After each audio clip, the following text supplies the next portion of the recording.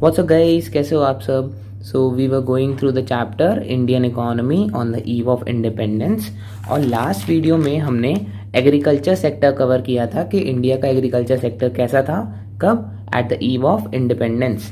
इस वीडियो में हम कवर करेंगे कि इंडस्ट्रियल सेक्टर कैसा था इंडिया का, कब, on the eve of independence. On the ewe जैसे नहीं पता, मैं फिर से बताता हूँ। ईव का मतलब होता है just before independence. We got independence on 15th of August 1947. So one day before independence मतलब 14th of August 1947 तक इंडिया के कैसे हालात थे।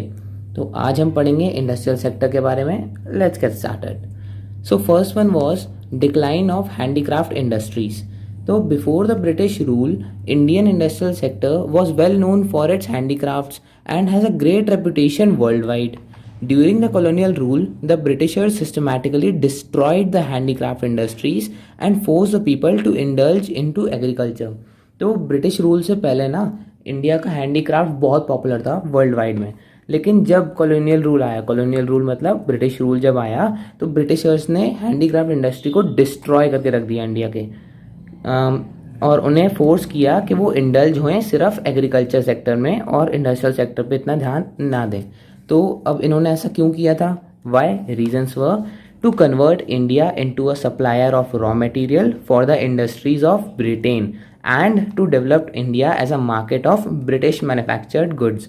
ब्रिटिशर्स का मेन मोटिव पता है क्या था? वो चाहते थे कि उन्हें सस्ते दामों में रॉ मटेरियल इंडिया से मिलता रहे, तो फिर वो उन्हें फोर्स करते थे कि आप एग्रीकल्चर सेक्टर में ही हमारे लिए रॉ मटेरियल सस्ते सस्ते दामों में बनाओ।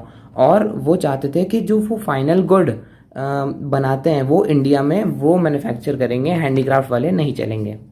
Second one is discriminatory tariff policy. अब ये क्या था? ये ब्रिटिशर्स एक पॉलिसी लाए थे जिसका नाम था डिस्क्रिमिनेटरी टैरिफ पॉलिसी। तो इसमें क्या था, उन्होंने क्या किया ब्रिटिशर्स ने? फ्री ट्रेड और unrestricted entry of British goods. उन्होंने फ्री ट्रेड कर दिया इंडिया से ब्रिटेन, ताकि ब्रिटिश गुड्स इजीली आ जाए ब्रिटेन से इंडिया में tax free. And second one was tariff free export of raw material from India to Britain. अब जो इंडियंस रॉ मटेरियल बनाते थे वो भी टैक्स फ्री कर दिया कि वो उसका एक्सपोर्ट हो जाए ब्रिटेन में, ताकि ब्रिटिशर्स को और सस्ते दामों में वो पड़ जाए। और लास्ट क्या है? Heavy duty was placed on the export of Indian handicraft products due to which the Indian handicraft industry started losing its pride and place. तो उन्होंने क्या किया? बहुत हैवी ड्यूटीज चार्ज कर दी इंडिया के हैंडीक्राफ्ट प्रोडक्ट्स पे, क्योंकि उनका मेन मोटिव था ही कि हैंडीक्राफ्ट को उन्होंने डिक्लाइन करना है और ब्रिटिश मेड गुड्स ही उन्होंने प्रमोट करने हैं। तो ये थी उनकी discriminatory tariff policy. Third one is competition from machine made products. The pride of Indian handicraft industries started to decline when it faced the competition from machine-made products, as they are of low cost and easily available. Indian craftsmen are far behind the speed of machine, and hence the only alternative available for them is to shut down their enterprise. तो क्या हुआ था ना, Britishers के जो goods थे वो machine made थे और जो हैंडीक्राफ्ट इंडस्ट्री थी वो हाथों से बनाए जाते थे। तो उसमें क्या था, ब्रिटिशर्स के में फिनिशिंग अच्छी होती थी, मशीन से फिनिशिंग अच्छी होती है, और हैंडीक्राफ्ट में फिनिशिंग इतनी अच्छी नहीं थी। मशीन वाले जल्दी बन जाते थे, हैंडीक्राफ्ट्स वाले में टाइम लगता था।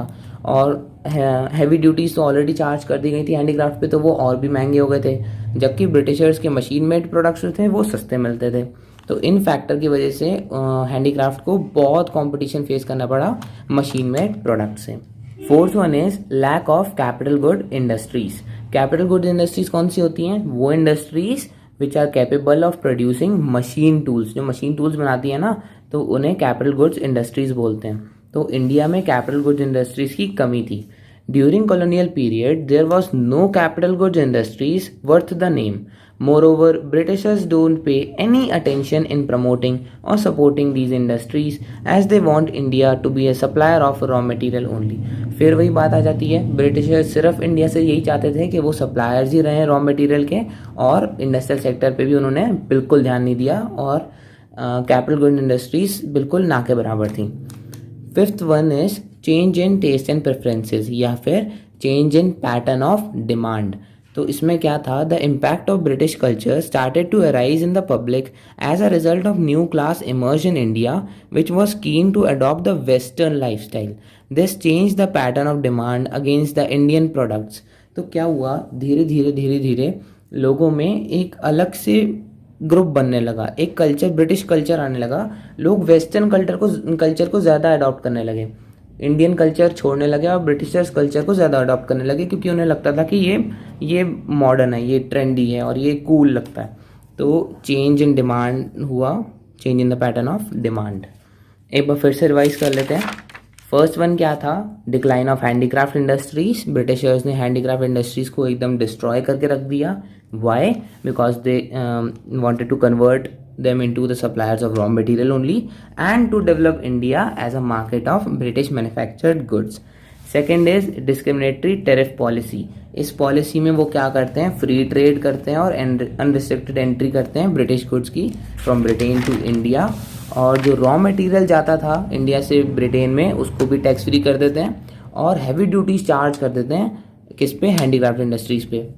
Third one was competition from machine made products. Machine made product से उन्हें कैसे कॉम्पिटिशन फेस करने पड़ा, वो सस्ते थे, वो जल्दी बन जाते थे और वो दिखने में भी अच्छे थे. Fourth one was lack of capital good industries. Capital goods industries कौन सी थी? जो मशीन टूल्स बनाती हैं, तो उसकी कमी थी और ब्रिटिशर्स ने भी इस पर बिल्कुल ध्यान नहीं दिया. फिफ्थ वॉज के पूरा पैटर्न चेंज हो गया था डिमांड का.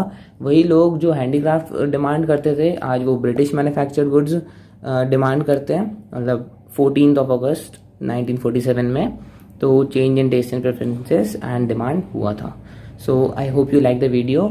और अगर समझ में आया आपको तो प्लीज़ वीडियो को लाइक कीजिए एंड अपने दोस्तों के साथ शेयर कीजिए. Till then, stay happy, stay blessed.